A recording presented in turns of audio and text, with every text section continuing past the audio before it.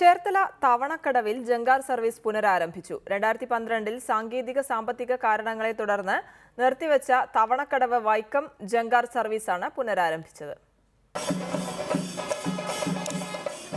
വിട പറഞ്ഞുപോയ സുഹൃത്ത് വീണ്ടും തിരിച്ചു വന്നതിന്റെ സന്തോഷത്തിലാണ് ചേർത്തല തവണക്കടവ് വാസികൾ. 2012-ൽ ചില സാങ്കേതിക ബുദ്ധിമുട്ടുകളെ തുടർന്നാണ് തവണക്കടവ് വൈക്കം ജാങ്കാർ സർവീസ് നിർത്തിവെച്ചത്. കൊച്ചിൻ സർവീസിന്റെ ജാങ്കാർ സർവീസാണ് ഇപ്പോൾ ഇവിടെ പുനരാരംഭിച്ചിരിക്കുന്നത്. കഴിഞ്ഞ 4 വർഷമായി ജാങ്കാർ സർവീസ് ഇല്ലാത്തതിനാൽ നാട്ടുകാർക്കും കടുത്ത അമർഷമുണ്ടായിരുന്നു.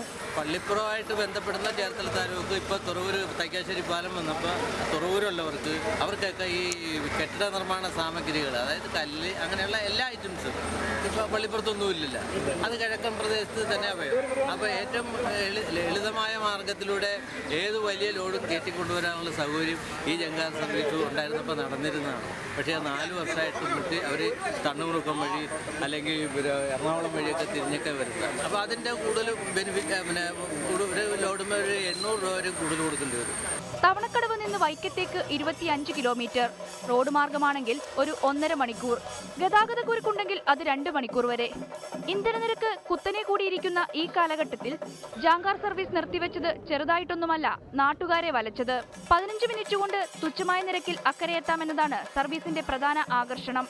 അതിനാൽ തന്നെ നിരവധി വാഹനയാത്രക്കാരാണ് ജാങ്കാർ വഴി വൈക്കത്തേക്കും വൈക്കത്ത് നിന്ന് തവണക്കടവിലേക്കും ദിനംപ്രതി യാത്ര ചെയ്യുന്നത്. ബൈക്കിന് 12 രൂപയും കാറിന് 50 രൂപയും ടിപ്പറിന് 100 രൂപയുമാണ് ടിക്കറ്റ് നിരക്ക്. കഴിഞ്ഞ ദിവസം നടന്ന ജാങ്കാർ സർവീസിന്റെ ഉദ്ഘാടനം ഭക്ഷ്യമന്ത്രി പി തിലോത്തമനാണ് നിർവഹിച്ചത്. ശരത് സെൻ കാർത്താസിനൊപ്പം റിപ്പോർട്ടർ ചേർത്തല.